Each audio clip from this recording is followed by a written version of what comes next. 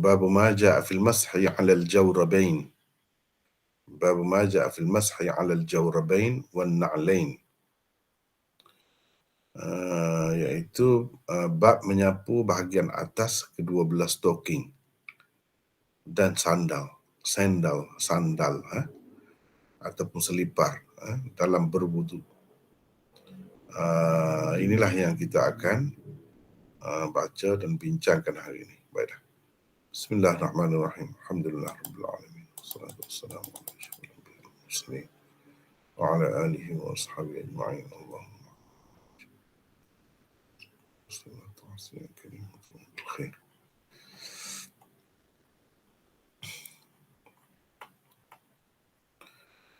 Hadis di bawah bab ini iaitu hadis ke-99.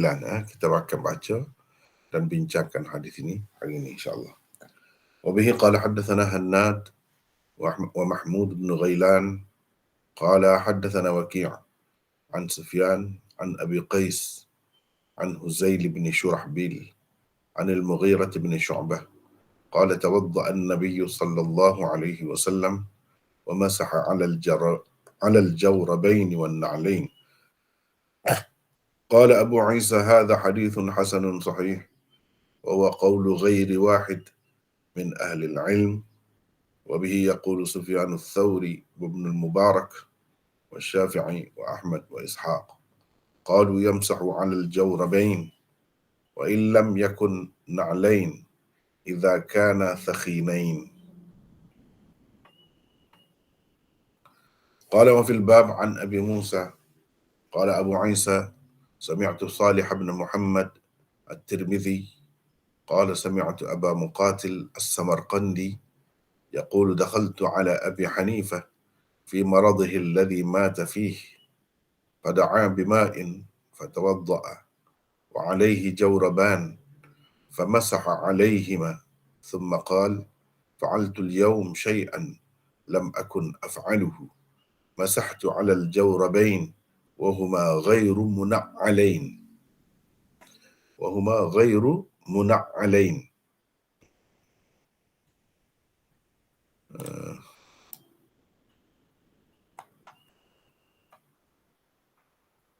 Bab menyapu bahagian atas kedua belah stoking dan sandal, yakni dalam berwudu.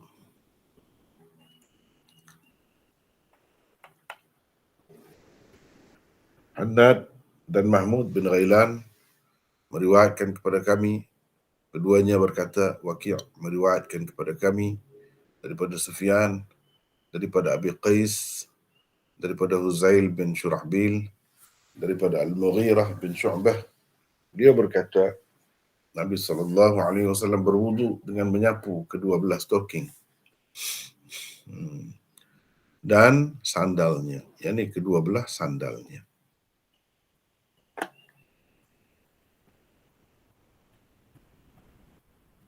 Nota ni dah dapat ke tidak? Ada Maulana. Ada, okey. Abu Aisyah berkata ini adalah hadis hasan sahih dan ia merupakan pegangan bukan seorang, maksudnya bukan seorang, dua ahli ilmu. Dengan jalah Sufyan Ats-Tsauri, Ibnul Mubarak, Syafi'i, Ahmad dan Ishaq berpegang. Mereka mengatakan seseorang boleh menyapu. Maksudnya seseorang yang berwudu boleh menyapu kedua stoking yang dipakainya walaupun tanpa memakai sandal jika keduanya tebal. Abu Aisyah berkata dalam bab ini ada juga hadis diriwayatkan daripada Abi Musa. Abu Aisyah berkata lagi, aku mendengar Salih bin Muhammad At-Tirmidzi berkata, aku mendengar Abu Muqatil As-Samarqandi berkata, aku datang menemui Abu Hanifah ketika sakit menjelang kematiannya. Beliau meminta diambilkan air lalu berwudu dalam keadaan memakai stoking. Beliau menyapu kedua stokingnya seraya berkata, hari ini aku melakukan sesuatu yang tidak biasa aku lakukan. Aku menyapu kedua stoking dalam keadaan tidak bersandal.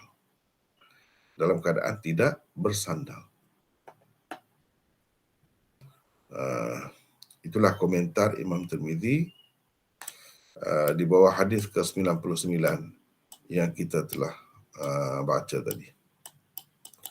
Kita balik semula tempat mula-mula kita baca tadi, tajuk babnya apa? Bab ma jaa fil mashi 'ala al-jawrabain wan na'lain. Itu tajuknya. Sapu di sini maksudnya ketika berwuduk lah, dalam berwuduk. Sapu tu maksudnya bahagian kaki tu. Bila sampai kepada basuh kaki, sepatutnya kita tidak basuh. Tapi sebaliknya, menyapu sahaja sebagai ganti basuh itu. Sebab kita pakai stocking. Pakai stocking.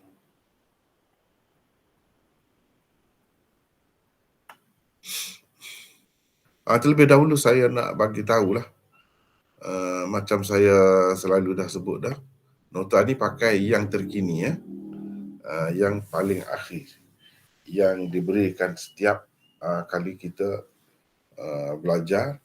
Saya bagi itu, nota yang sebelum itu jangan pakai lagi, pakai yang kemudian. Contohnya di sini, dalam perbincangan yang lalu tu saya ada buat tambahan di sana sini. Di sana sini saya ada buat tambahan. Contohnya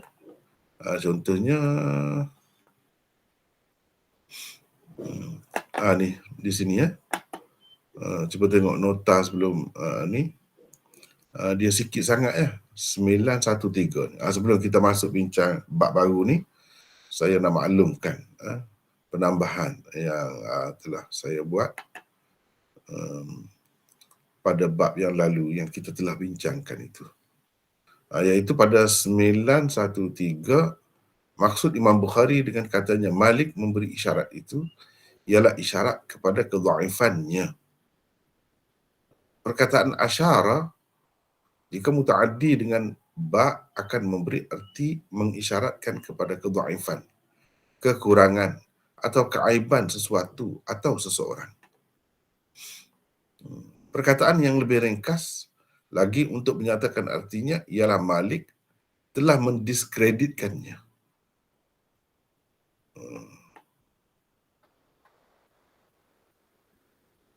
Inilah Hafiz Ibn Hajar sebut sampai sekarang ni kita dah tulis. Di sini yang ni dulu ada ke tidak ni?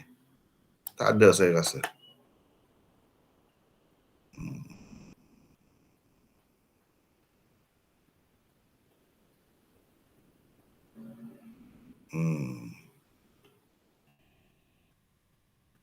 Atau kalau ada pun yang dulu, nota dulu.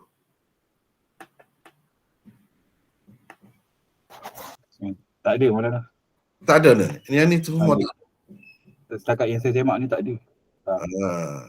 Jadi makna kena maklum lah. Ini tambahan yang baru lah ni. Semua ni tambahan baru.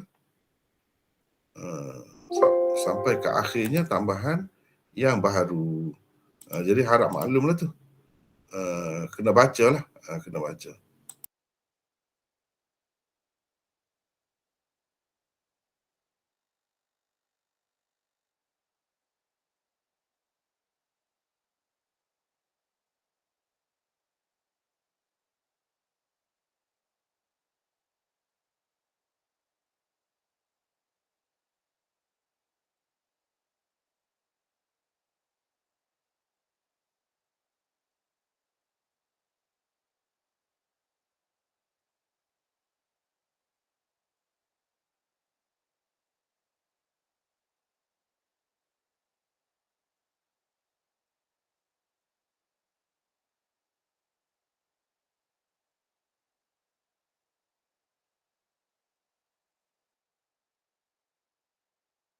Sekejap tadi bateri habis.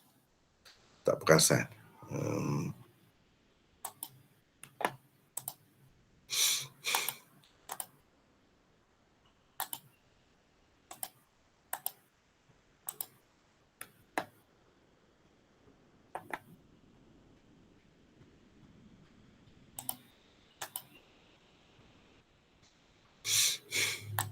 Dah nampak nota ni? Dengar ke tidak? Ya, nampak dah. Dengar, semua dengar. Boleh dengar. Jelas. Nampak dah nota ni? Nampak. Okey. Jadi ini tambahan ni agak banyak juga.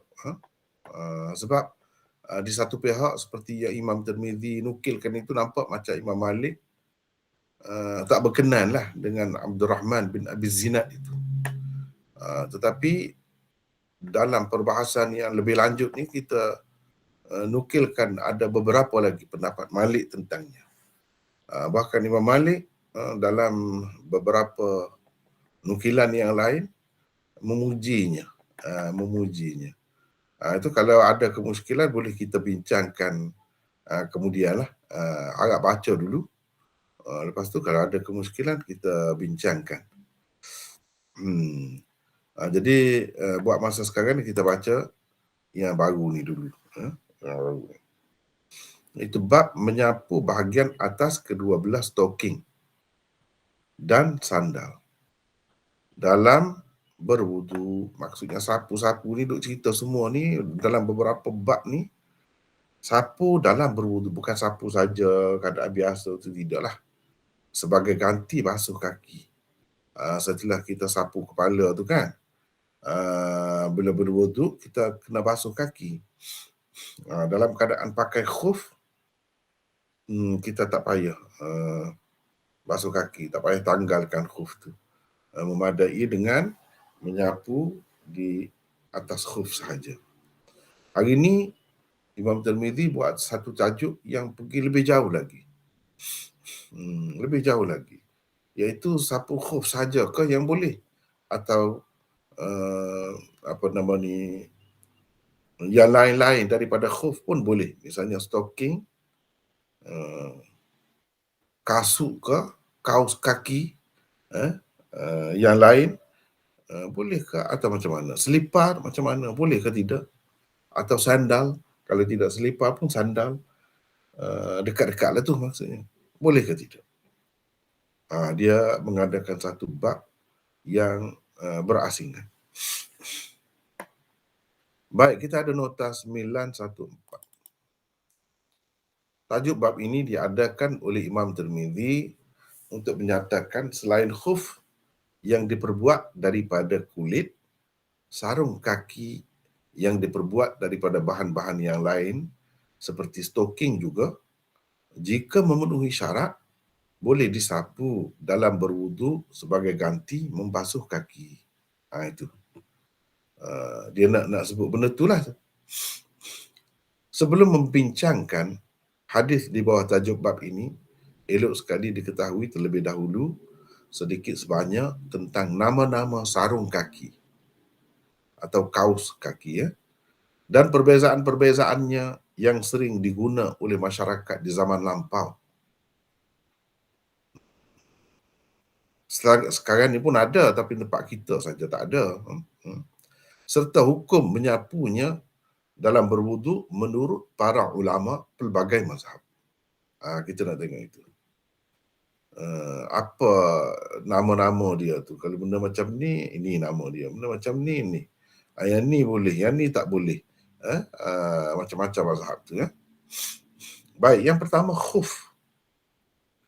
Khuf ialah sarung kaki yang menutupi kedua buku lali. Ataupun setengah-setengah orang tu dia panggil mata kaki. Kita berwuduk kan, basuh kaki tu hingga ke buku lali. Daripada ujung kaki hingga ke buku lali atau mata kaki. Di bahagian bawah betis lah. Bawah sekali tu. Penyambung antara betis dengan tapak kaki tu. Itulah. Ia diperbuat daripada kulit. Itu maksud khuf tu, daripada kulit. Tapi mesti kena menutupi kedua buku lali. Kalau lebih lagi, tinggi lagi tak apalah. Sekurang-kurangnya mata kaki atau buku lali itu tertutup. Di atas sedikit lah daripada buku lali itu. Dia mesti kena menutup. Itu syarat yang boleh dipakai. yang boleh disapu tu dalam berwuduk tu. Baik. 2, sarung kaki yang menutupi buku lali dan diperbuat daripada selain kulit. Secara umumnya dipanggil jawrab atau stocking. Kalau selain daripada khuf yang menutupi ni kaki tu, kalau sampai buku lali pun tertutup juga, orang panggil jawrab dalam bahasa Arab secara umumnya. Perkataan jawrab adalah satu perkataan bahasa Arab yang dipinjam daripada bahasa Farsi. Sekarang ni dah jadi Arab lah. Maknanya masuk dalam bahasa Arab tu lama dah. Orang tak perasan, dia berasa macam bahasa Arab. Macam bahasa Arab. Padahal tidak. Dia pun ambil daripada bahasa Farsi asalnya. Jadi di suatu ketika dahulu bahasa Arab ni banyak ambil daripada bahasa Farsi. Kemudian lepas Islam datang, dan orang Farsi masuk Islam, bahasa Farsi pula banyak ambil daripada bahasa Arab. Begitulah dari segi proses perkembangan bahasa tu. Ia berpunca daripada perkataan gorpa. Gorpa. Dalam bahasa Farsi, artinya ialah kubur atau penutup kaki. Gor tu maknanya kubur. Pa maknanya kaki. Seperti pazib. Pazib. Pa tu makna kaki, zib makna perhiasan. Gelang kaki tu orang panggil pazib dalam bahasa Farsi. Ia berpunca daripada perkataan baik. Artinya ialah kubur kaki atau penutup kaki lah maksudnya. Setelah huruf ga ditukar dengan jim. Huruf ra diberi baris atas dan huruf ba di akhirnya ditukarkan dengan huruf ba. Itulah kaedah menukar bahasa Farsi ke bahasa Arab tu. Huruf-huruf tertentu tu dia tukar dengan huruf-huruf yang lain. Macam di sinilah kita sebut. Maka jadilah jawrab. Jadilah jawrab. Asalnya gorpa asalnya. Pada dasarnya stocking terbahagi kepada dua bahagian, tebal dan nipis. Stocking tebal ialah stocking yang mempunyai 3 syarat berikut. Setengah-setengah sebut 2 saja. Tak apalah, itu perbezaan pendapat. Kita ambil yang lebih banyak. 1, ia agak tebal sehingga air tidak dapat masuk ke bahagian dalamnya dengan mudah. Dah curah banyak kali lah. Curah air. Kalau sapu tu tak masuk lah. Sapu saja tu. Tak masuk ke dalam lah. Kalau dibasuh, gosok baru masuk. Susah lah tak masuk. Yang kedua, ia tidak mudah tanggal.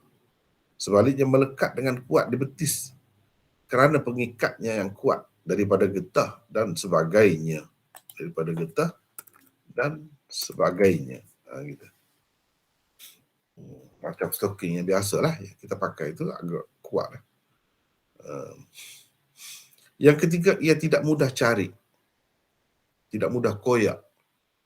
Orang yang memakainya boleh berjalan sejauh kira-kira 3 batu atau 5 kilometer dengan mudah.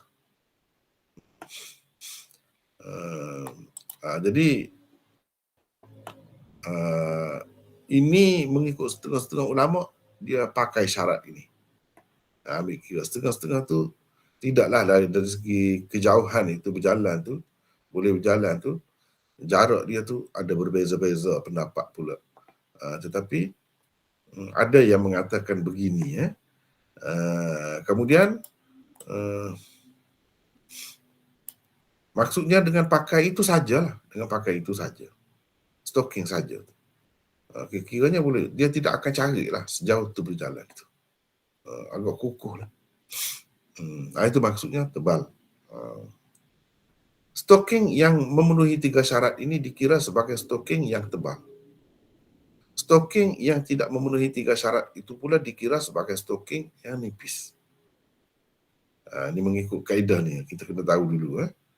Nanti akan bertemu dalam perbincangan akan datang. Stocking yang tebal dan nipis itu pula terbahagi kepada 3 bahagian. Mujallad, muna'al, dan stocking biasa. Jawrab adi. Jawrab adi. Maksudnya stocking biasa.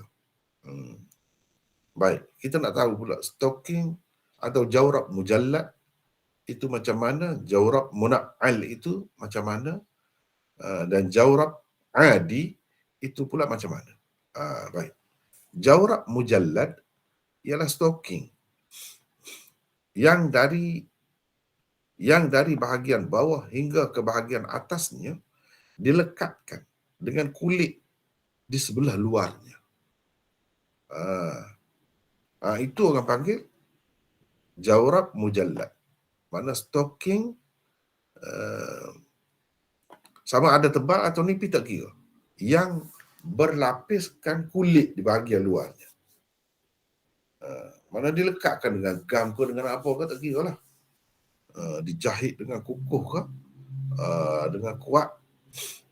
Macam sekarang ni kita pakai kasut kan, bahagian dalam tu ada lembut gitu. Ada lembut gitu. Macam stocking juga. Tapi dia melekat dah dekat kasut tu. Tapi ini bukan kasut, khuf. Ini dia panggil khuf. Ada khuf yang macam ni. Ada khuf yang kulit saja. Bahagian dalam tu tak ada stocking daripada stocking daripada kapas ke atau daripada bulu binatang ke, tak ada. Dia kulit saja. Itu pun khuf dah. Kalau ada bahagian dalam tu pun hakikatnya khuf jugalah kalau tengok ikut luar tu. Tapi dalam istilahnya dipanggil jawrab mujallad. Kulit duduk bahagian luar, dilekatkan, dipasang kulit di sebelah luarnya. Bukan bahagian bawah saja, semua sekali lah, daripada hujung sampai ke atas. Itu. Semuanya dilekatkan dengan kulit atau dipasang kulit lah. Kulit yang di sebelah luar dia. Itu dipanggil jawrab mujallad. Jawrab muna'al ialah stocking yang bahagian tapaknya sahaja dilekatkan kulit atau sesuatu yang lain seperti getah dan sebagainya sebagai tapaknya, macam tapak sandal atau selipar. Gitu. Tak kira lah stocking tu tebal ke atau nipis, dipanggil jawrab muna'al. Ini stocking yang ada tapak dia. Bahagian bawah dia tu ada tapak. Tapak tu tak kira lah daripada kulit ke atau daripada getah ke dan lain-lain. Tak kira. Mana kuat lagi lah. Kalau kita nak buat berjalan tu senang lah. Memang boleh berjalan lah. Selesa lah. Tak ada mudah nak koyak apa. Tak lah. Sebab dia ada pelapik dia, ada tapak dia tu. Macam sandal dah lah. Kira-kiranya. Tapi gitulah. Sama ada yang lapis bawah tu nipis kulit saja kan, kulit yang lembut ke atau kulit yang keras ke, tak kira. Tak kira. Asalkan dia melekat lah. Dia melekat tu dengan dijahit dengan rapi, ataupun dilekatkan getah ke, tak kira. Gam dan sebagainya, tak kira. Itu dipanggil jawrab muna'al. Stocking biasa pula ataupun jawrab adi ialah stocking yang tidak dilekatkan apa-apa di bahagian luarnya atau di bahagian tapaknya. Itu stocking biasa lah, macam kita pakai tempat kita. Sebab keperluan untuk dibuat macam tadi tak ada tempat kita ni. Sebab orang pakai itu sebenarnya untuk nak melindungi kaki daripada kesejukan. Tempat kita ni panas kan. Pakai macam tu panas lah. Tak ada maksud, sebab tu tak ada dijual apa. Kalau jual pun tak laku. Tapi di negara-negara yang sejuk tu memang banyaklah pilihan-pilihan macam ni. Ada yang muna'al, ada yang mujallad, ada stocking saja, ada khuf saja, macam-macam ada. Baik. Hukum ke-6 macam stocking itu adalah seperti berikut. 1 dan 2. Masuk 2 sekali kita kira ni. Orang yang memakai jawrab mujallad. Kena ingatlah apa jawrab mujallad ni. Ini jawrab mujallad. Orang yang memakai jawrab mujallad, sama ada stockingnya tebal atau nipis. Sebab stocking itu duduk bahagian dalam kan. Boleh menyapunya dalam berwuduk sebagai ganti membasuh kaki dengan ijma' ulama. Kalau di luar tu sebenarnya khuf dah.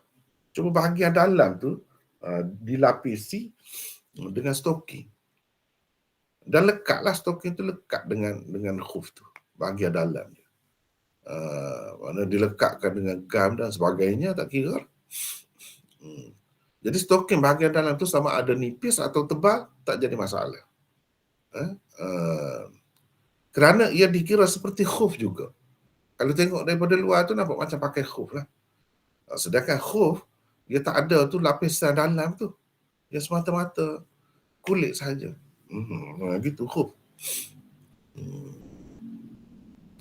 Jadi memang ini ijma' ulama. Mazhab mana pun, bila pun, semua kata boleh kalau macam tu. Sapu, khuf. Bila nak basuh kaki tu, kita tak basuh kaki, tapi sapu sahaja. Jadi 1 dan 2 ni maksudnya yang tebal atau yang nipis lah. Tak kira. Yang pentingnya di bahagian luar tu kulit. Kulit ke atau tidak mesti kulit? Kulit itu zaman dahulu. Sekarang ni orang buat dengan getah, orang buat dengan plastik, macam-macam. Yang kuat lah, plastik yang kuat. Itu pun macam khuf juga. Sama ada yang tebal ke atau lut sinar ke, tak kira. Yang pentingnya bila kita pakai atas pada buku lali dan bila kita pakai tu tak masuk air lah. Tak masuk air lah mudah-mudah. Kita curah air pun tak masuk. Begitu. Boleh jadi. Cuma yang asalnya pada zaman itu orang pandai buat kulit ya. Yang lain-lain getah, plastik dan macam-macam lagi bahan lain itu tak ada lagi. Baik. Yang ketiga, orang yang memakai stocking tebal. Yang muna'al. Jawrab muna'al maksudnya. Juga boleh menyapunya dalam berwuduk sebagai ganti membasuh kaki dengan ijma' ulama. Ijma' ni tak ada khilaf lah. Mazhab mana pun. Ni stocking tebal. Tapi bahagian tapak dia tu dilapisi dengan kulit ke ataupun lain-lain bahan, getah ke dan sebagainya. Bahagian bawah saja, bahagian tapak saja. Macam kita pakai selipar lah. Dia tak kena bahagian atas tu. Sampai buku lali tu tak kena. Cuma bahagian bawah saja, tapak kaki saja yang kenanya. Ataupun kita pakai sandal misalnya, gitulah. Muna'al daripada na'al. Na'al itu sandal lah. Kalau pakai stocking tebal, memang boleh sapu. Sapu tu bahagian atas tu lah. Atas tapak kaki tu. Maknanya dengan tidak ditanggalkan. Lekat lah. Tapak tu dia lekat dekat stocking tu. Dilekatkan dengan gam yang kuat dan sebagainya ataupun dijahit dengan rapi, kemas, semuanya boleh. Boleh. Jadi kita sapu tu sapu bahagian mana? Bahagian atas lah. Bahagian stocking yang tebal tu. Bukan bahagian bawah tapak dia tu. Tak payahlah tu. Yang keempat, di peringkat awalnya, para ulama berbeza pendapat tentang stocking tebal yang biasa. Yang biasa tu maknanya tidak dilapisi di bahagian luar dia tu dengan apa-apa dan tapaknya tak ada. Stocking biasa lah. Di peringkat awalnya ada perbezaan pendapat. imam-imam mazhab. 3 imam besar mazhab umat Islam, iaitu Imam Malik, Imam Syafi'i dan Imam Ahmad. Dan ketiga-tiga anak murid utama Imam Abu Hanifah, iaitu Abu Yusuf, Muhammad bin Al-Hasan Al-Syaibani dan Zufar, berpendapat ia juga boleh disapu dalam berwudu. Mana stocking tebal memang boleh sapu. Seperti khuf boleh sapu, stocking tebal pun boleh sapu. Dan inilah mazhab jumhur ulama dalam masalah ini. Dari awal lagi. Itu Imam Tirmizi sebut. Nanti kita akan baca Imam Tirmizi sebut itu. Imam Abu Hanifah pula berpendapat tidak boleh. Stocking tebal tak boleh. Yang bolehnya khuf sahaja. Stocking tebal tidak termasuk dalam khuf. Tetapi 3 hari atau menurut satu riwayat yang lain 9 hari sebelum kewafatannya, Imam Abu Hanifah meninggalkan pendapat lamanya. Mana dia tinggalkan pendapat. Dan beliau juga seperti imam-imam yang lain berpendapat boleh menyapunya dalam berwudu. Kalau begitu, dalam masalah ini juga telah berlaku ijma' para ulama tentang keharusannya. Stocking tebal, ijma' juga. Boleh sapu. Maksud stocking tebal tu macam kita sebut tadilah. Itu maksudnya. Baik, yang kelima.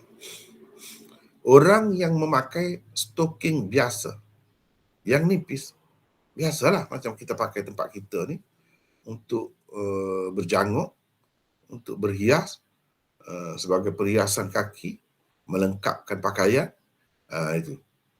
Tidak boleh menyapunya dalam berwuduk menurut kebanyakan ulama. Ini kalau stocking nipis, stocking biasa, maknanya tidak dilapisi dengan na'al, tapak, ataupun dilapisi di bahagian luarnya dengan benda-benda lain yang menahan air. Ada stocking kosong, stocking biasa begitu. Kebanyakan ulama mengatakan tidak boleh kita menyapunya. Tetapi Imam An-Nawawi di dalam Al-Majmu' Syarhul Muhadzab menulis, tokoh-tokoh dalam mazhab kita, yakni ashabuna, dia kata, menukilkan bahawa Umar dan Ali radhiyallahu anhuma berpandangan harus menyapu di bahagian atas stocking. Yang ni maksudnya sapu-sapu ni semua kita duk cerita ni dalam berwudu, walaupun ia nipis. Ni disebut. Mereka juga menukilkan pandangan seperti itu daripada Abu Yusuf, Muhammad bin Al-Hasan Al-Syaibani, Ishaq bin Rahawai dan Daud. Yang ni Daud Az-Zahiri. Mereka ni juga berpendapat stocking nipis pun boleh. Stocking nipis pun boleh.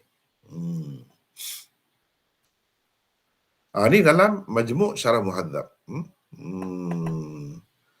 Sekumpulan ulama hadis hari ini juga berpendapat begitu. Alasan mereka ialah tidak ada qaid tebal atau nipis tersebut di dalam mana-mana hadis. Bila sebut sapu di atas stocking tu, dalam mana-mana hadis pun tak ada sebut stocking tebal. Stocking nipis tak boleh misalnya. Ada sebut? Tak ada. Bila begitu, asalkan stocking sajalah. Dalam hadis 99 di bawah bab ni dia sebut stocking ya. Cumanya ada khilaf lah, ikut mana-mana pun ada khilaf. Yang di atas tadi tak ada khilaf. Yang keenam, berhubung dengan stocking nipis yang muna'al, yang ini mempunyai tapak pula, para ulama mutaakhirin berbeza pendapat tentangnya. Hukumnya tidak tersebut di dalam kitab-kitab fiqh mutaqaddimin. Ada ulama mutaakhirin berpendapat seseorang yang berwuduk boleh menyapu di bahagian atasnya sebagai ganti membasuh kaki. Dan ada juga ulama yang berpendapat tidak boleh. Walaupun tapak dia tu daripada kulit ataupun daripada getah dan lain-lain lah. Dan dilekatkan di situ.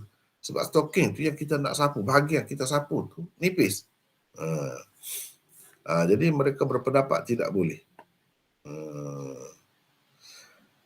Tentu sekali bagi orang-orang yang berpendapat stocking biasa yang nipis sahaja pun boleh disapu dalam berwudu, maka lebih-lebih lagi lah boleh disapu stocking yang ada tapaknya daripada kulit atau lain-lain. Tadi kan, yang kelima tadi tu. Golongan yang kata stocking nipis pun boleh. Stocking nipis tak ada sebut ada tapak ke tak ada tapak ke, tak ada sebut. Kalau itu pun boleh, yang ada tapak ni lebih baik lah. Lebih boleh lah, lagi boleh lah. Mereka kiranya. Habis di situ. Orang yang memakai sandal atau selipar sahaja tanpa stocking pula tidak boleh menyapu kakinya dalam berwudu sebagai ganti membasuhnya dengan ijma' sekalian ulama. Kalau pakai selipar atau sandal yang tertutup sedikit atas, bahagian atas tu, di atas kura kaki tu kita kata, adalah jalinan-jalinan dia tu, tapi nampak kaki tu, kulit kaki tu nampak. Kalau selipar je pun lagilah nampak. Kalau sandal itu pun setengah-setengah tu, sebahagian saja di menutupnya, banyak bahagian daripada kaki itu nampak, kelihatan pun. Itu tak boleh. Pendapat mana pun kata tak boleh. Dia mestilah membasuh kakinya, sama ada dengan menanggalkan selipar atau sandal yang dipakainya terlebih dahulu, atau membasuh kakinya dengan selipar yang dipakainya sekali. Boleh. Kalau pakai selipar, kita tak tanggalkan selipar, biasalah kita buat sekarang ni pun kita buat kan, basuh kaki sekali dengan selipar tu, bersama-sama dengan selipar tu. Kena basuh kaki. Sapu tak boleh macam mana-mana pun. Yang ada sapu ni, kalau ada pun sekarang ni, Syiah. Syiah sapu kaki tak boleh pakai. Stocking kena tanggalkan, sapu atas kaki. Khuf pun tak boleh pakai. Kaki bila berwudu kena sapu, bukan basuh. Bagi mereka tak ada istilah basuh tu. Kena sapu. Pakai kasut ke, pakai selipar ke, pakai apa ke, khuf ke, kena tanggalkan dan sapu kaki. Basuh tak boleh. Kalau basuh tak sah wudu. Sampai begitu sekali Syiah. Tapi kalau ahli sunnah, semua sepakat tak boleh nak sapu kalau pakai selipar atau sandal itu. Yang bolehnya basuh boleh, tanpa menanggalkannya boleh basuh.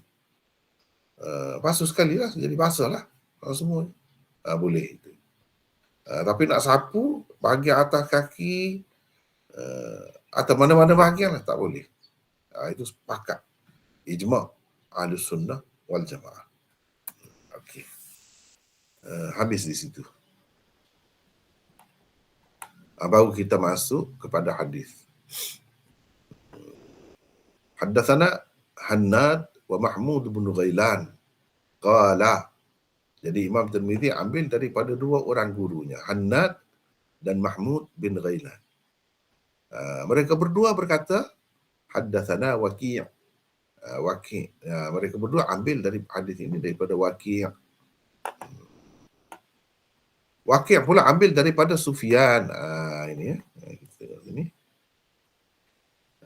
Meriwayatkan kepada kami daripada Sufyan. Jadi yang kita tak bagi ni, tak buat biodata ni, sebenarnya sudah berlalu dah. Sudah ada dah. Perawi ni sebelum ni. Dan kita telah bagi dah biodatanya lebih kurang. Dah ada dah. Secara ringkas ataupun mungkin lebih detail sedikit, dah ada dah. Jadi Sufyan di sini, Sufyan mana yang dimaksudkan? Sufyan Ats-Tsauri. Dalam hadis ni, dalam Tirmizi ni tak ada sebut. Demikianlah tersebut di dalam sesetengah nuskhah Sunan Abi Daud. Tapi dalam Sunan Abi Daud ada sebut Sufyan Ats-Tsauri. Bukan semua juga, ada setengah. Demikian juga tersebut di dalam riwayat At-Tahawi. At-Tahawi bila meriwayatkan hadis ini, dia ada sebut juga Sufyan itu ialah Sufyan Ats-Tsauri. Tapi dia sezaman ini, sezaman, seperingkat, sama-sama tokoh. Sufyan Ats-Tsauri dan Sufyan bin Uyainah. Kalau kata Sufyan bin Uyainah, andaikan di sini Sufyan bin Uyainah pun tak jadi masalah juga, tidak menjejaskan kedudukan hadis tu, sama-sama di situ, sama saja. Daripada Abi Qais, ini perawi baru yang kita baru bertemu, 916. Di sini saya nak sesiapalah baca pula di antara kita. Siapa nak baca? Silakan. Silakan baca daripada situ. Siapa Abu Qais ni? Silakan. Saya baca Maulana. Siapa ni? Saya nak baca Maulana. Siapa? Silakan. Silakan. Siapa? Salah seorang lah. Mana-mana. Silakan.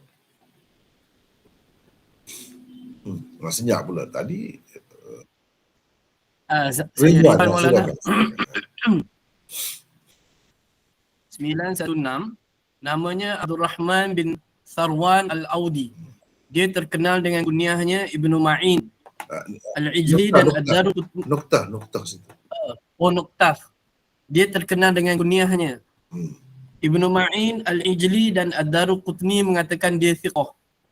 Ahmad berkata dia menyalahi perawi-perawi thiqat dalam beberapa hadisnya. Abu Hatim berkata dia tidak kuat. An-Nasa'i pula berkata tidak mengapa dengannya. La ba'sa bih. Demikianlah tersebut di dalam Muqaddimah Fathul Bari. Di dalam At-Taqrib pula Hafiz berkata perawi saduq kadang-kadang menyalahi perawi-perawi thiqat.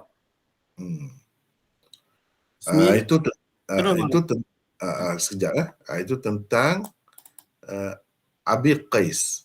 Sufyan meriwayatkan daripada Abi Qais. Siapa Abi Qais atau Abu Qais itu? Tadilah. Itu kita bagi secara ringkas. Tapi ramai lagi ulama-ulama, imam-imam hadis mengatakan dia ni tidak kuat. Walau bagaimanapun, berbeza-beza pendapat ulama tu tentang dia ni. Maknanya, kalau perawi taraf ni hasan lah. Itu sebab Imam Tirmidzi kata hadis ini hasan, sahih, hasan. Nanti kita akan bincangkan tentang itu nanti, ya. Dia tidak sampai ke peringkat sahih lah. Kalau nak kata sahih pun sahih li ghairi, sahih li ghairi, gitulah maksudnya. Daripada Huzail bin Shurahbil. Siapa pula Huzail bin Shurahbil ini? Silakan Ridwan, sambung lagi. 917. Al-Kufi. Perawi Mukhadram yang thiqah. Perawi Mukhadram ialah perawi yang sempat dengan zaman jahiliyah dan zaman Rasulullah sallallahu alaihi wasallam, tetapi dia tidak berkesempatan bertemu baginda. Perawi Mukhadram terbilang sebagai tabi'in besar. Terbilang sebagai tabi'in besar. Mukhadram ni betul Maulana? Mukhadram. Mukhadram. Mukhadram. Perawi Mukhadram terbilang sebagai tabi'in besar. Sama ada Islamnya telah diketahui di zaman Rasulullah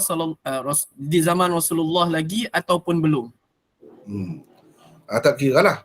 Asalkan dia tu orang yang sempat dengan zaman jahiliah sebelum Islam. Sebelum Islam tu, bila Nabi SAW diutuskan sebagai Rasul, dia telah beriman kepada Rasulullah ataupun tidak, tak kira. Asalkan dia sempat dengan zaman jahiliah dan zaman Nabi. Dia memeluk agama Islam di zaman sahabat, tidak zaman Nabi pun, tak kira. Dia kira mukhadram lah tu. Gitu. Contohnya An-Najashi misalnya, An-Najashi itu dia tak bertemu dengan Nabi SAW, tapi dia dan dengan zaman jahiliyah, dan dengan zaman Nabi. Itu mukhadram lah tu. Tapi kalau ada riwayat dia, riwayat tu riwayat perawi mukhadram lah. Tapi tak mungkin ada lah. Kalau ada pun mesti dengan perantaraan kan, dengan perantaraan sahabat lah. Gitu. Sebab dia tidak bertemu Nabi, sebab itu dikira sebagai tabi'i besar. Tabi'i besar. Okey. Daripada Al-Mughirah bin Syu'bah, beliau berkata, Nabi SAW berwudu dengan menyapu kedua belah stoking dan sandalnya. Yang ini kedua belah sandalnya. Baik, kita nak tengok stocking. Sapu kedua belah stocking itu maksudnya bahagian atas lah. Sebab kalau kita perhati di sini, yamsahu ala di atas. Ini bahagian atas lah. Itu lebih tepat lagi. Kalau kita kata di sini, baik, menyapu dengan Nabi SAW berwuduk dengan menyapu bahagian atas. Bahagian atas. Kedua belah stocking dan kedua belah sandalnya. Itu lagi jelas lah, sebab ala itu bahagian atas. Baik. Boleh Ridwan baca lagi. Silakan. 918. Kedua stocking adalah terjemahan bagi perkataan jawrabain yang tersebut di dalam hadis. Ia merupakan sirah, iaitu perkataan Tathniyah. Tathniyah bagi perkataan jawrab yang bererti stocking.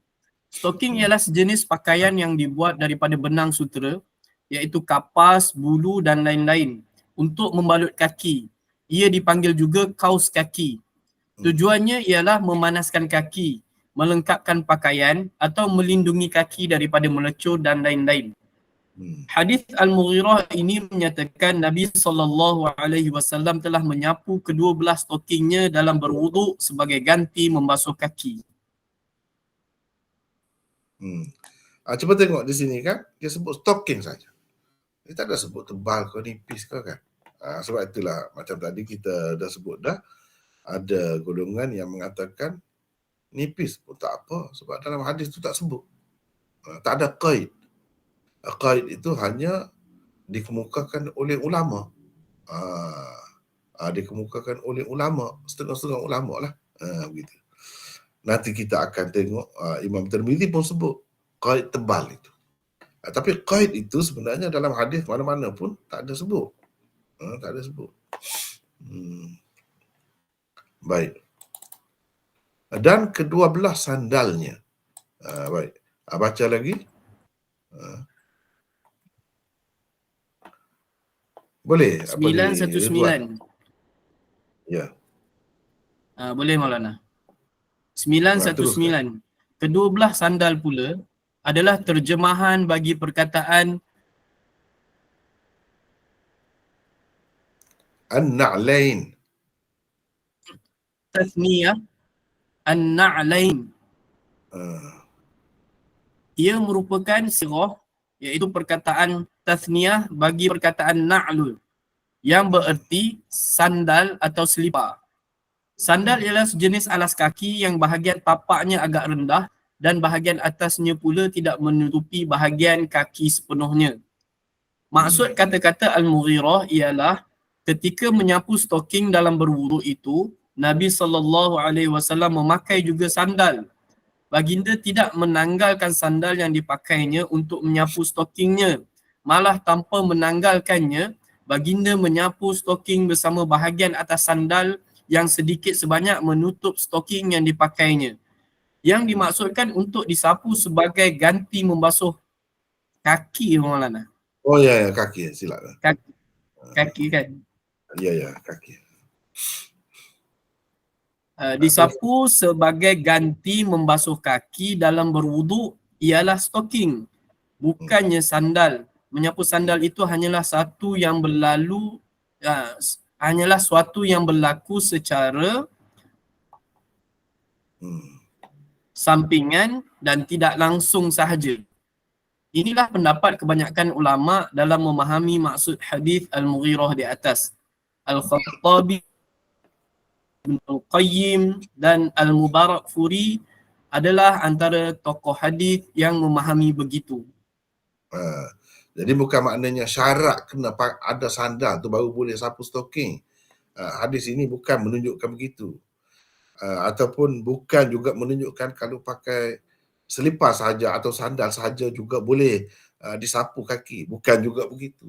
Ini kebetulan Nabi SAW pakai tu tanpa menanggalkannya dia sapu stocking. Stocking tu sebenarnya yang disapunya. Bukan maksudnya sandal ataupun selipar itu. Tidak, kalau selipar saja atau sandal saja tidak pakai stocking itu memang tak boleh. Itu memang kita dah sebut dah tadi. Sepakat dah, ijma' dah tak boleh. Baik, Abu Isa berkata ini adalah hadis hasan sahih. Imam Tirmizi kata 920. Di sini saya nak kalau boleh orang lain pula lah baca, tidak penat sangat. Seorang-seorang baca tu. Silakan, siapa nak baca sini? Mana lagi orang ramai-ramai ni? Sila. Sila ambil kesempatan. Siapa nak baca pula di sini? Saya baca Maulana. Siapa ni? Syahizat. Syahizat. Syahizat duduk di mana dah Syahizat? Shah Alam. Shah Alam, ya. Silakan. Walaupun Tirmizi menghukum hadis ini hasan sahih, namun ramai juga imam-imam hadis mendhaifkannya. Selain Tirmizi, hadis Al-Mughirah ini diriwayatkan juga oleh Abu Daud, An-Nasai, Ibn Majah, Ibn Hibban dan lain-lain. Sebenarnya para ulama berbeza pendapat tentang kedudukan hadis ini. Ada yang mengatakan ia hasan, bahkan sahih. Dan ramai juga yang mengatakan ia dhaif. Imam At-Tirmizi bagaimanapun tidak bersendirian dalam menghukum hadis ini sebagai hasan sahih. Ibn Khuzaimah, Ibn Hibban, Ibn At-Turkimani, Ibn Daqi Al-Id dan Ibn Sayyidin Nas juga termasuk dalam senarai tokoh-tokoh hadis yang mengatakan hadis ini sahih. Tokoh-tokoh hadis di zaman mutaakhir seperti Jamaluddin Al-Qasimi, Ahmad Muhammad Syakir dan Al-Albani juga berpendapat ia hadis sahih. Sementara sekian ramai imam-imam hadis pula berpendapat ia hanya satu hadis yang dhaif. Antara imam hadis yang berpendapat ia dhaif ialah Imam Sufyan As-Sawri, Abdul Rahman bin Mahdi, Ahmad bin Hanbal, Yahya bin Ma'in, Ali bin Al-Madini, Imam Muslim, Abu Daud, An-Nasai dan lain-lain. Imam An-Nawawi berkata, setiap orang daripada tokoh yang tersebut ini kalau bersendirian sekalipun dalam menghukum terhadap sesuatu hadis akan diutamakan daripada hukum oleh Tirmizi. Maknanya Imam Nawawi mentarjihkan hukum orang lain lah. Imam-imam besar yang kita sebut tadi tu, bagi dia itu ramai tu. Kalau salah seorang daripada itu pun perlu diutamakan daripada keputusan Tirmizi lagi. Bagi dia lah. Bagi dia. Begitu. Teruskan. Apalagi ada pula kaedah yang telah disimpulkan oleh para ulama hadis, an-jarha muqaddamun ala ta'dil. Bahawa jarah hendaklah diutamakan daripada ta'dil. Oleh kerana jadi sekarang ni sekejap ya, Syahizat. Oleh kerana sekarang ni ada yang mentadilkan dan ada yang menjarhkan atau mentajrihkan Abu Qais Al-Audi itu. Jadi dalam keadaan ada dua pihak yang berbeza ni, setengah ulama dia kata kena tarjihkan jarh. Orang yang mempertikaikan dia tu kena tarjihkan, utamakan dia daripada orang yang mentakdilkannya. Kata dia ada yang mengatakan thiqah juga dia tu. Teruskan. Oleh kerana para hufaz hadis telah bersepakat tentang kedhaifannya, maka kata At-Tirmizi, ia adalah hadis hasan sahih, tetap tidak dapat diterima mereka. Bagi orang yang tak mahu terima lah. Itulah alasan dia. Walaupun Imam Tirmizi kata hasan sahih, mereka tak mahu terima juga. Sebab apa? Hufaz hadis. Ramai tu, bukan seorang dua. Telah mengatakan hadis itu dhaif. Bila dhaif, tak boleh nak buat hujah lah. Bila tak boleh nak buat hujah, maknanya stalking tak boleh disapu lah berdasarkan hadis ini. Cumanya orang sapu juga tu, yang ulama kata boleh sapu juga stalking tu, walaupun dengan syarat-syarat yang kita dah sebut tadi, itu kerana asar sahabat. Banyak sahih. Banyak sahabat menyapu khuf ni. Bukan menyapu khuf, menyapu stalking ni. Itu sahih. Kerana itu, tapi hadis ini, hadis Mughirah ni, hadis Mughirah ni bagi mereka dhaif. Cumanya kita boleh pakai, ulama-ulama yang kata boleh tu, sapu stalking tu, dia pakai asar-asar sahabat, sekian ramai sahabat yang sahih tu. Itu kedudukannya. Jadi sama ada orang yang terima hadis ni ke atau tidak terima hadis ni, dia pakai juga sapu stalking tu boleh. Cuma yang menjadi pegangan mereka bukan hadis ini. Tapi bagi orang yang kata boleh tu, selain daripada asar sahabat, hadis ini juga boleh kita buat, boleh kita jadikan sebagai pegangan. Begitu. Teruskan Syaizat.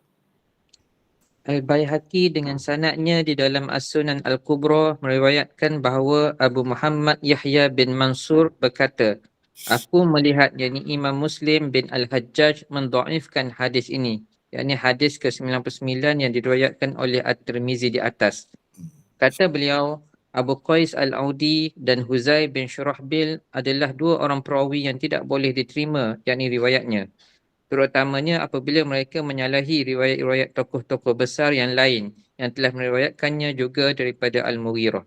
Semua mereka meriwayatkan yakni dengan lafaz mashu ala khuffain. Masaha alal khuffain. Masaha ala khuffain. Nabi SAW telah menyapu di atas kedua khufnya. Kata beliau, yakni Imam Muslim lagi, kita tidak boleh meninggalkan zahir Al-Quran kerana hadis orang seperti Abu Qais dan Huzail. Lihat Sunan Al-Kubra. Jadi itu kata Imam Muslim. Orang-orang lain yang hebat-hebat lagi daripada dia tu, riwayatkan hadis Mughirah ni, mereka kata masaha alal khuffain. Nabi sapu khuf. Dua khuf, bukan sapu stocking. Kira-kiranya Imam Muslim dan orang yang sependapat dengan dia menganggap ini kesilapan lah. Kesilapan perawi ni, Abu Qais Al-Audi ni. Sebab dia lah yang agak lemah berbanding orang-orang lain dalam sanad ni. Jadi orang nampak dia lah yang bermasalah. Dia tu pergi kata sapu stocking. Padahal sebenarnya sapu khuf. Orang lain yang kuat-kuat tak ada pula riwayatkan sapu stocking tu. Yang adanya sapu khuf. Jadi kita tak boleh nak tinggalkan pendapat tokoh-tokoh besar tu, imam hufaz hadis itu, kerana orang seperti ini. Apalagi kalau dalam Quran, zahir Al-Quran, kita tak boleh tinggalkan zahir Al-Quran yang suruh basuh kaki tu. Basuh kaki. Itu Quran suruh. Cumanya oleh kerana hadis-hadis yang sahih banyak, kata boleh sapu khuf, kita bolehlah kata. Kecuali dalam keadaan pakai khuf, boleh tak basuh. Sapu pun boleh, kerana hadis sahih begitu banyak. Tapi kalau sapu stocking ni, stocking bukan khuf. Itu tak boleh. Itu tak, terutamanya kalau yang nipis tu lah. Tak boleh. Sebab apa? Sebab ia hanya satu riwayat yang ahad, yang sedikit sangat, yang mungkin tersalah perawinya. Jadi kita tak boleh nak tinggal Quran tu. Boleh kalau kita nak kata, nak kecuali, tinggalkan Quran tu maksudnya, kita kata ada kecuali di sini, kalau khuf. Sebab khuf tu banyak hadis-hadisnya yang sahih. Adapun stocking ni je. riwayatnya kalau ada pun. Yang jelasnya ini saja. Tapi mereka juga kata boleh sapu stalking pun kerana ada sahabat buat. Tapi kalau nak kata pegang dengan hadis ni tak boleh. Mereka tak mahu. Nampak? Baik, sekarang ni saya nak tunjuklah. Sebab hadis ni dia berkait dengan ayat ni.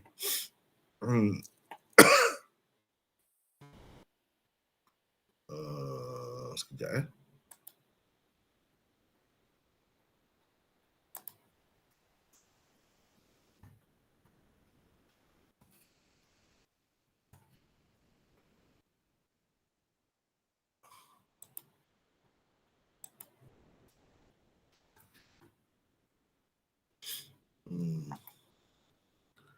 kita nak tengok ayat dalam Quran di sini lah yang sebut ni cerita ni. Nak boleh sapu, kau nak boleh basuh kaki tu, nak kena basuh ke bila berwuduk. Inilah ayatnya. Wahai orang-orang yang beriman, bila kamu nak sembahyang, basuhlah muka kamu dan tangan-tangan kamu hingga ke siku, dan sapulah kepala kamu, dan basuhlah kaki-kaki kamu hingga ke buku lali, 2 buku lali. Inilah. Jadi inilah yang Imam Muslim kata zahir Al-Quran. Zahir Al-Quran suruh basuh kaki. Al-Quran itu paling kuat. Kita baru boleh tinggalkan zahir dia tu apabila ada dalil lain yang kuat juga. Walaupun tidak setaraf dengan Quran, tapi kuatlah. Hadis tu sampai ke peringkat mutawatir. Sapu khuf itu boleh. Dalam hadis banyak sebut tu. Tapi sapu stalking, kita nak tinggal zahir ayat ni, Quran ni tak boleh, kata dia. Mengikut Imam Muslim. Kerana satu hadis yang dhaif begitu. Yang dhaifnya kalau kita tidak kata perawi dia tu dhaif pun, dia tersalah. Kita kata dia tersalah. Dia telah menyalahi perawi-perawi lain yang lebih kuat daripada dia. Perawi lain kata sapu khuf, dia pergi kata sapu stalking. Jadi menyalahi, riwayat dia tu menyalahi. Kalau perawi yang tidak kuat menyalahi, itu syadz orang panggil. Kalau kita kata hadis ni sahih sekalipun sanad dia jadi syadz sebab perawi itu menyalahi perawi yang lebih kuat. Jadi dhaif jugalah. Kalau kita kata dia tu perawi dhaif, maka hadis itu jadi mungkar hadis itu. Kerana menyalahi hadis perawi-perawi yang sahih. Itulah pegangan kebanyakan ulama. Baik. Ini surah Al-Ma'idah, surah Al-Ma'idah ayat 6. Boleh tengok di sini. Inilah semua ni berkisar di sekitar ni lah. Ini asasnya kalau dalam Quran di sini lah. Dalam hadis tu banyaklah tentang khuf tu. Adapun dalam Quran tak ada sebut khuf tu. Tak ada sebut khuf. Ya. Baik. Boleh Syahizat baca lagi. Silakan. Golongan yang menerima hadis ke-99 ini sebagai sahih pula mempertahankannya dengan berkata, Abu Qais Al-Audi iaitu Abdul Rahman bin Sarwan tidak bersendirian dalam meriwayatkannya. Fadalah bin Amr atau Umair Az-Zahrani dan Amr bin Wahab As-Saqafi merupakan 2 orang mutabi'nya. Mereka berdua juga turut meriwayatkannya. Abu Bakar Al-Ismaili di dalam Mu'jam Asyuyukhnya telah meriwayatkan melalui saluran riwayat Daud bin Abi Hind daripada Abil Al-Aliyah Ar-Riyahi daripada Fadalah bin Amr Az-Zahrani daripada Al-Mughirah bin Syu'bah, sama seperti riwayat At-Tirmizi. Abu Asyih pula di dalam Tabaqat Al-Muhaddisin bi Isfahan meriwayatkan melalui saluran riwayat Sa'id bin Abdul Rahman Al-Basri, saudara Abu Hurrah daripada Muhammad bin Sirin daripada Amr bin Wahab As-Saqafi daripada Al-Mughirah bin Syu'bah. Lafaz hadisnya ialah Ra'aitu Rasulullah sallallahu alaihi wasallam yamsahu 'alal amamah wal jawrabaini wal kuffain. Alal imam. Yamsahu 'alal imamah wal jawrabain wal kuffain. Bermaksud, aku telah melihat Rasulullah sallallahu alaihi wasallam menyapu di atas serban, kedua belah stocking dan kedua belah khufnya. yakni dalam berwuduk. Jadi kalau kita tengok di sini, hadis ni menceritakan Nabi sapu bukan khuf saja. Stocking pun dia sapu juga. Serban pun dia sapu juga. Bahagian sapu kepala tu dia tak sapu, tak kena. Rambut ni tak kena bahagian kepala, dia sapu atas serban saja. Ada begitu. Itu riwayat Mughirah bin Syu'bah juga. Itu bezanya. Ini lagi jelas. Kalau yang ni lagi jelas. Maknanya dia tidak keliru. Dia tidak kata bertukar ke khuf dengan jawrabain, khufain tukar dengan khufain, tak. Memang dia sebut kedua-duanya itu. Maknanya Nabi ada buat semuanya. Ada buat semuanya. Itulah pegangan mereka. Sebab itu mereka pertahankan hadis itu. Imam Tirmizi kata hadis itu hasan sahih. Jadi bukan bergantung dengan hadis itu saja, dia ada mutaba'ahnya. Ada mutaba'ahnya. Itulah mutaba'ahnya, ada dua orang. Setengah-setengah orang kata dia seorang saja, mana boleh nak pakai. Tidak, dia seorang yang meriwayatkan begitu. Teruskan. Hadis Sauban Maula Rasulullah SAW yang diriwayatkan oleh Ahmad dan lain-lain juga menyokong hadis Al-Mughirah di atas. Lafaznya ialah qala ba'atha Rasulullah SAW sariyah fa'asabahumul bar falamma qadamu 'ala an-nabi sallallahu falamma qadimu 'ala an-nabi sallallahu alaihi wasallam syakau ilaihi ma asabahum minal bar fa'amarahum an yamsahu 'alal asaibi wa tasakhin. Bermaksud, kata Sauban, Rasulullah SAW telah menghantar satu pasukan tentera. Mereka mengalami kesejukan. Setelah pulang kepada Nabi SAW, mereka mengadukan keadaan mereka yang telah mengalami kesejukan itu. Maka baginda menyuruh mereka supaya menyapu serban-serban dan kaus-kaus kaki mereka. At-tasakhin. Sanad hadis ini sahih. At-tasakhin ialah apa-apa yang memanaskan kaki seperti khuf, stocking dan lain-lain. Asar-asar yang sahih daripada jadi hadis ini menyokong. Ini kita boleh kata sebagai syahid bagi hadis Mughirah bin Syu'bah. Syahid. Mana ada riwayat lain daripada sahabat lain yang menyebutkan maksudnya sama. Maksudnya sama walaupun lafaznya berbeza. Asaib ni maksudnya pengikat kepala lah, maksudnya serban lah. Kalau pakai pengikat kepala tu, kalau orang Kelantan kata semutar lah, semutar asaib. Maksudnya imamah lah, serban. Tasakhin ini lebih kepada pemanas kaki. Apa ni, daripada sakhan. Sakhan tu makna panas kan? Al-ma'us sakhin, air panas. Dia jadi panas, panas gitu kaki. Jadi khuf ke umum lah tu. Tasakhin tu termasuk dalam tasakhin tu, khuf ke ataupun stocking ke ataupun apa-apa lah. Nabi suruh sapu. Mana kalau dalam keadaan tu. Jadi ini menyokonglah juga hadis Mughirah tu. Mana tadi? Teruskan. asar-asar yang sahih daripada beberapa orang sahabat juga menunjukkan mereka memang menyapu stocking-stocking yang dipakai mereka sebagai ganti membasuh kaki dalam berwuduk. Antara mereka ialah Anas bin Malik. Asarnya diriwayatkan oleh Ibnu Abi Syaibah dan Abdul Razak di dalam musannaf mereka. Abu Mas'ud Al-Ansari, asarnya diriwayatkan oleh Ibnu Abi Syaibah dan Abdul Razak juga. Abdullah bin Mas'ud, asarnya diriwayatkan oleh Abdul Razak melalui Ibrahim An-Nakhai. Ali bin Abi Talib, asarnya diriwayatkan oleh Ibnu Abi Syaibah di dalam musannafnya dan Ibnul Munzir di dalam Al-Awsatnya. Al-Bara' bin Azib, asarnya diriwayatkan oleh Ibnu Abi Syaibah, Abdul Razak dan Ibnul Munzir di dalam kitab mereka masing-masing. Sanad asal sahabat yang tersebut ini semuanya sahih. Jadi inilah yang menjadi pegangan semuanya. Kata boleh sapu stocking tu. Kalau mereka tak pegang dengan hadis Mughirah pun mereka pegang dengan asar-asar ini. Sebab sahabat-sahabat ni takkanlah seramai ni buat sesuatu ikut pandai mereka ya. ikut sedap hati. Tentu mereka tahu daripada Nabi sallallahu alaihi wasallam tu. Sebab ini perkara yang boleh membuatkan solat seseorang itu sah atau tidak sah ni. Semestinya mereka bab hukum ni kena tahu daripada Rasulullah sallallahu alaihi wasallam. Jadi dengan sebab itu semua terima, semua terima. Cumanya yang kita duduk bahas sekarang ni yang duduk khilaf ni, hadis ni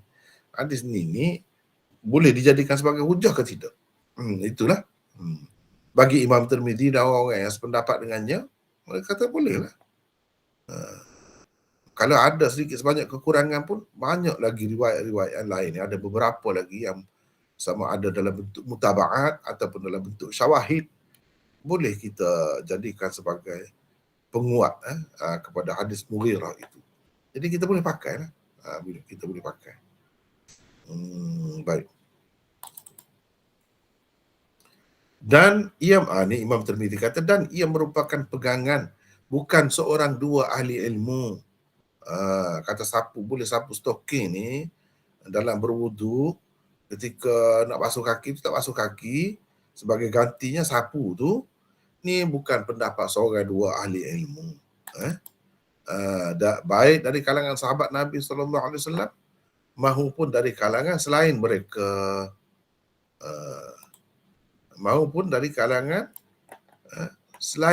Mana selepas itu kalangan tabi'in pun ramai juga buat, tabi'in pun ramai. Jadi di sini saya nak minta orang lain pula baca daripada sini. Imam Abu Daud di dalam sunannya. Silakan. Siapa nak baca pula sini? Silakan. Tempat saya gelap kata. Saya baca mana? Siapa ni? Izzuddin. Izzuddin. Sila.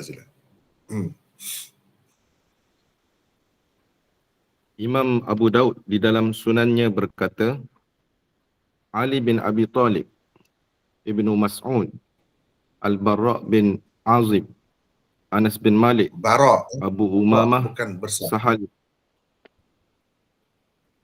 Bara'. Mana tak ada? Tidak sabdu Abu tanpa sabdu. Tidak sabdu. Okey. Al-Bara' bin Azib, Bara'. Anas bin Malik, Abu Umamah, Bara' bin Azib, Anas bin Malik, Abu Umamah, Sahal bin Sa'ad dan Amr bin Quraish adalah antara sahabat Rasulullah sallallahu alaihi wasallam yang menyapu stokin dalam berwudu. Umar dan Ibnu Abbas juga diriwayatkan menyapu stokin dalam berwudu. Hafiz Ibnul Qayyim di dalam Tahzib As-Sunan menulis, kata Ibnu Al-Munzir, 9 orang sahabat Nabi SAW diriwayatkan telah menyapu stokin dalam berwudu. Mereka ialah Ali, Ammar, Abu Mas'ud Al-Ansari, Anas, Ibnu Umar, Al-Bara', Hilal, Abdullah bin Abi Aufa dan Sahal bin Sa'ad. Abu Daud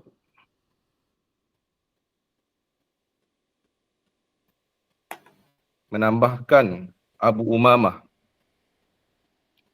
Amr bin Quraish, Umar bin Al-Khattab dan Ibnu Abbas.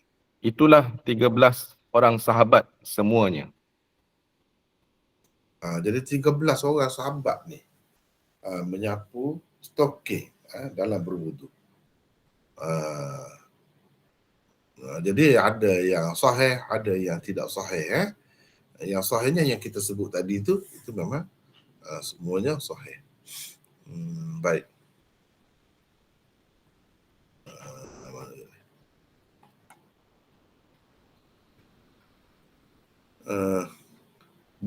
Itulah maksudnya, bukan seorang dua, ramai lah. Dengannya lah Sufyan Ats-Tsauri, Ibnul Mubarak, Syafi'i, Ahmad dan Ishaq berpegang. Jadi semua imam-imam ni pegang kata boleh tu. Itulah alasan mereka. Mereka mengatakan seseorang, maksudnya yang berwudu, boleh menyapu kedua stoking yang dipakainya walaupun tanpa memakai sandal jika keduanya tebal. Jadi mereka ni memberi syarat tebal. Daripada sinilah. Tapi ini pendapat, bukan lafaz hadis itu sendiri. Begitu. Ini pendapat. Lafaz hadis itu sendiri tak ada satu pun hadis yang mengkaitkan, menyebutkan kaid tebal itu. Nipis tak boleh kau misalnya, tak ada sebut. Walau bagaimanapun, dari segi penilaian ulama-ulama ni dia nak tebal syaratnya. Sebab apa? Baru dekat dengan khuf. Sebenarnya kerana mereka tak mahu pakai riwayat tadilah. Tapi dalam riwayat tadi tak ada jelas juga dia sebut stocking. Jadi yang munasabahnya, ya jelasnya khuf tu tebal. Tidak mudah nak masuk air ke dalam tu.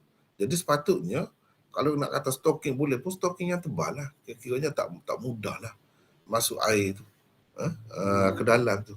Tak mudah. Jadi keadaannya itu macam khuf juga. Sebab pada dasarnya yang dibolehkan itu khuf. Stocking ni tidak. Dalam hadis tak ada satu pun. Bagi mereka yang kata hadis tadi dhaif lah. Gitu. Tapi oleh kerana sahabat ada buat, tapi dalam sahabat-sahabat itu pun tak ada juga sebut stocking tebal, tak ada. Jadi ini berdasarkan apa ijtihad mereka. 922. Di sini boleh apa ni Izzuddin baca lagi? Boleh. Izzuddin, silakan. Kata At-Tirmizi, wa illam yakun na'lain. Takdirnya ialah wa illam yakun kullum minal jawrabaini na'laini ay muna'alaini. Yakni walaupun setiap satu daripada dua stoking itu tapaknya bukan tapak sandal dan selipar. Sandal atau selipar. Di dalam sesetengah nuskhah Sunan At-Tirmizi pula menyebut wa illam yakuna na'lain. Jadi tadi kan dalam kitab kita ni wa illam yakun na'lain. Tapi dalam setengah-setengah nuskhah tu lebih jelas. Wa illam yakuna na'lain. Kalau macam ni lebih jelas, tak payah takdir dah tadi. Tadi kena takdir. Sebab apa kena takdir tu? Tak panjang lah pula kalau kita nak bincang situ. Tapi bagi orang yang faham bahasa Arab, memang begitulah. Wa illam yakun ni sebab dia mufrad. Sedangkan dua sandal itu dua. Jadi sepatutnya yakuna macam ni lah. Yakuna ni. Kalau yakuna macam ni tak perlu takwil dah ni. Kalau yakun macam ni seperti nuskhah Sunan Tirmizi yang kita baca ni, kita tengok ni, teks asal dia kena takdir lah. Ni. Wa illam yakun na'lain. Yakun. Gini. Sedangkan kalau nak kira lebih tepat lah, tak perlu takdir lah kalau kita kata wa illam yakuna na'lain. Sebab dua na'lain itu. Bukan satu. Bukan sebelah. Gitu. Dan maksud na'lain itu pula bukan na'lain sahaja tak, muna'alain.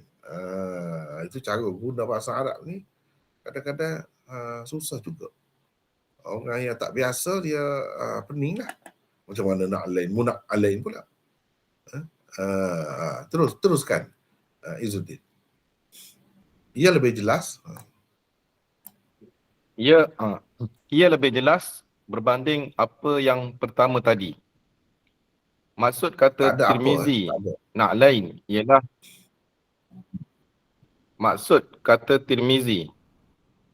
ialah muna'alain, bertapak sandal atau selipar. Sememangnya Mana stalking perkataan tu munak alain itulah sekejap ya Uzuddin. Mana stalking tu ada tapak dia. okey. Melekat dengan tapak dia. Itu maksud munak alain. Bukan nak alain saja. Kalau nak alain ni maknanya pakai stocking, lepas tu pakai sandal. Sandal tu terpisah, tidak melekat. Jadi maksud di sini Imam Tirmizi ni nak ceritanya stocking tu melekat. Dia lekatkan dengan gam dan sebagainya dengan tapak dia. Itu maksud munak alaih. Makna stocking yang melekat dengan tapak dia, ada tapak dia. Gitu. Teruskan. Sememangnya perkataan Teruskan. munak alain itulah yang Teruskan. Sememangnya perkataan munak alain itulah yang tersebut di dalam sesetengah nuskhah Sunan At-Tirmizi sebagaimana telah disebut oleh Syekh Siraj Ahmad di dalam syarah Tirmizinya. Jawrab muna'al ialah stokin yang tapaknya daripada kulit atau getah dan sebagainya seperti tapak sandal. Na'lun. Itu maksud jawrab Faham muna'al. dari Ya. Jadi Imam Tirmizi kata wa illam yakuna muna'alain dalam setengah-setengah nuskhahnya. Jadi mengikut pensyarah-pensyarah Sunan Tirmizi dia kata gitu dalam setengah-setengah nuskhahnya. Sebab kalau kata na'alain ni kena takwil lah. Itu maksudnya kena takwil dengan muna'alain. Dengan muna'alain. Begitu. Teruskan. difaham daripada kata tebal di akhir kata-kata Tirmizi itu ialah di sisi mereka tidak harus menyapu stokin yang nipis. Dua orang murid utama Imam Abu Hanifah iaitu Abu Yusuf dan Muhammad bin Al-Hasan Al-Syaibani juga berpendapat begitu. Jadi maknanya kalau begitu Imam Abu Yusuf dan Muhammad bin Hasan Al-Syaibani ni ada dua pendapat lah. Sebab mengikut apa yang dinukilkan oleh Imam Nawawi tadi dalam kitabnya Majmu', dia sebut dua orang ni kata yang nipis pun boleh. Dua orang ni kata nipis pun boleh. Tadi cuba baca semula yang kita sebut tadi. Yang nipis pun boleh. Apa ni? Yang nipis pun boleh. Terus apa ni sekejap lah. Seterusnya Imam Tirmizi kata Abu Aisyah berkata dalam bab ini ada juga hadis diriwayatkan daripada Abi Musa. Maksudnya Abi Musa Al-Asy'ari. Di sini kalau boleh orang lain pula baca. Silakan, siapa nak baca? Silakan. Siapa pula nak baca ni? 923.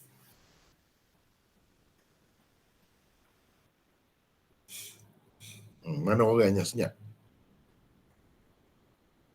Dengar ke tidak tu? Dengar. Dia baca mana? Saleh. Ya, mana? Silakan. 923. Maksud Imam At-Tirmizi ialah menyatakan selain Al-Mughirah, Abu Musa Al-Asy'ari juga ada meriwayatkan hadis tentang Rasulullah SAW pernah berwuduk dengan menyapu kedua stokingnya dan kedua sandalnya sahaja sebagai ganti membasuh kedua kakinya. Sama seperti yang tersebut di dalam hadis riwayat Al-Mughirah di atas. Hadis Abu Musa Al-Asy'ari itu dikemukakan oleh Ibn Majah di dalam sunannya, At-Tabarani di dalam Al-Mu'jam Al-Awsatnya, At-Tahawi di dalam Syarahul Ma'ani apa benda ni? Syarah Ma'ani Al-Athar. Syarah Ma'ani Al-Atharnya dan Al-Baihaqi di dalam As-Sunanil Kubranya.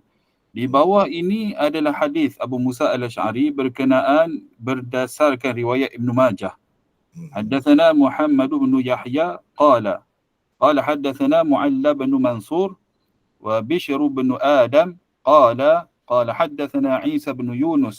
Tak ada qala. Tak ada qala okey. Ni dia keluar dia nyatakan. Baik Maulana. حدثنا معل بن منصور وبشر بن آدم قال حدثنا عيسى بن يونس عن عيسى بن سنان عن الضحاك بن عبد الرحمن بن عرزب عن أبي موسى الأشعري أن رسول الله صلى الله عليه وسلم توضأ ومسح على الجوربين والنعلين. Bermaksud Abu Musa al-Ash'ari meriwayatkan bahawa Rasulullah sallallahu alaihi wasallam telah berwuduk dan baginda menyapu kedua stoking dan kedua sandalnya. Hadis ini dhaif kerana di dalam sanadnya terdapat Isa bin Sinan, seorang perawi yang dikritik atau dijarahkan oleh para ulama rijal hadis. Dhahhak bin Abdul Rahman pula tidak mendengar apa-apa daripada Abu Musa al-Ash'ari. Walaupun Al-Albani mengatakan hadis ini sahih, tetapi kebanyakan ulama hadis mengatakan ia dhaif. Mungkin juga maksud beliau dengan katanya sahih itu ialah sahih li ghairihi sahaja. Maka bolehlah diterima. Memandangkan ramai juga ulama hadis mensahihkan hadis Al-Mughirah yang dikemukakan oleh Imam Tirmizi di atas, termasuk Imam Tirmizi sendiri. Syekh Shu'aib Al-Arnaud dan rakan-rakannya juga dalam komentar mereka terhadap hadis ini di dalam Sunan Ibn Majah mengatakan ia sahih li ghairihi. Seorang lagi sahabat Rasulullah sallallahu alaihi wasallam yang tidak disebut oleh Tirmizi telah meriwayatkan hadis dalam bab ini, iaitu Bilal. At-Tabrani meriwayatkan hadisnya di dalam Al-Mu'jam Kabirnya. Lihat hadisnya di bawah ini. Haddatsana Ibrahim bin Ahmad bin Umar Al-Waqi'i haddatsani Abi. قال حدثني أبي قال حدثنا ابن فضيل عن يزيد بن أبي زياد عن ابن أبي ليلى عن كعب بن عجرة عن بلال رضي الله عنه قال كان رسول الله صلى الله عليه وسلم يمسح على الخفين والجوربين. Bermaksud Bilal meriwayatkan, katanya Rasulullah sallallahu alaihi wasallam selalu teruskan. Rasulullah sallallahu alaihi wasallam selalu menyapu di atas kedua khuf dan kedua stokingnya, yakni sebagai ganti membasuh kaki dalam berwuduk. Hadis ini juga dhaif kerana di dalam sanadnya ada Yazid bin Abi Ziyad dan Muhammad bin Abi Layla. Kedua mereka adalah perawi dhaif. Demikian kata Ibnu Sayyidin Nas di dalam syarah Tirmizinya dan An-Nafhu Asy-Syazi. An-Nafhu Asy-Syazi. Jilid 2 buku surat 376. Okey. Jadi ini maksudnya Imam Tirmizi kata dalam bab ini ada juga hadis diriwayatkan daripada Abi Musa. Ini maksudnya isyarat kepada riwayat fil bab. Tapi Imam Tirmizi sebut seorang saja. Padahal ada beberapa orang lagi yang juga meriwayatkan benda yang sama, perkara yang sama. Jadi tidak semestinya apa yang disebutkan oleh Tirmizi itu saja. Mungkin ada lagi yang lain. Itu dapat kita lihat di dalam syarah-syarah lah. Dalam syarah-syarah. Seterusnya, Abu Isa berkata lagi, aku mendengar Salih bin Muhammad At-Tirmidzi berkata, aku mendengar Abu Muqatil As-Samarqandi berkata, aku datang menemui Abu Hanifah. Jadi makna dia nak cerita ni peristiwa ni dengan sanad juga, Imam Tirmidzi ni, dengan sanad juga. Abu Hanifah ketika sakit menjelang kematiannya, ini kita sudah baca tadi, ada nota 924. Teruskan Saleh. 924. Perangan terakhir ini tidak terdapat di dalam semua nuskhah Sunan At-Tirmizi. Riwayat yang dikemukakan oleh Tirmizi ini menunjukkan Imam Abu Hanifah juga di akhir hayatnya berpendapat seperti Imam Ahmad dan dua orang murid utamanya, Abu Yusuf dan Muhammad bin Al-Hasan Al-Syaibani, bahawa harus boleh menyapu di atas stoking sahaja sebagai ganti membasuh kaki dalam berwuduk. Sebab kalau stoking munakal, jawrab munakal, maknanya tapak dia tu ada lekat dekat stoking tu, memang Abu Hanifah kata boleh. Sebelum tu pun dekat dia nak mati tu, dia sebut stoking saja. Dia sendiri buat, dia sapu stoking saja, tak ada tapak dia, tak ada salut dengan kulit bahagian luar, tak ada, stoking saja. Tapi stoking tu maksudnya stoking yang tebal lah. Itu boleh dikatakan sepakat macam kita sebut mula-mula tadilah. Kalau stoking tebal tu memang sepakat ijma' ulama'. Di peringkat awal saja Imam Abu Hanifah kata tak boleh. Lepas tu dia sendiri pun kata boleh. Bahkan dia buat. Itulah yang Imam Tirmizi sebut di sini. Dia sendiri buat begitu. Bagai menunjukkan dia pun seperti orang lain juga. Dia nampak lepas masa tu, mana boleh. Asalkan stocking itu stocking tebal. Begitulah. Jadi habis dah hadis ni setakat itu. Wallahu a'lam. Kita rehat seketika seperti biasa. Lepas ni akan sambung dengan yang satu lagi insya-Allah. Wallahu a'lam. Assalamualaikum.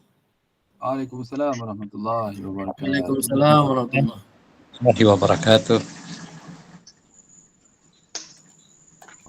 Waalaikumsalam.